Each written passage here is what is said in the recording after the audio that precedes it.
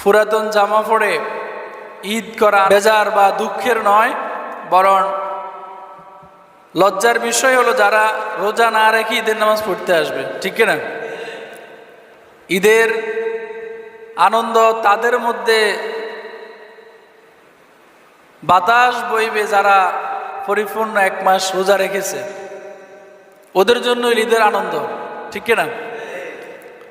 কারণ হাদিসের মধ্যে নবীজি বলেছেন, আল্লাহ তাআলা ফেরেশতাদেরকে জিজ্ঞেস করেন, ও ফেরেশতারা, ওই কর্মচারী সম্পর্কে তোমাদের কি ধারণা যেই কর্মচারী তার মালিকের আদেশ নিষেধ ঠিকমতো পালন করে, মালিক যেটাকে করতে বলেছে সেটাকে করে, মালিক যেটাকে ছাড়তে বলেছে সেটাকে ছাড়ে, সেই কর্মচারীকে মালিক কি করা উচিত?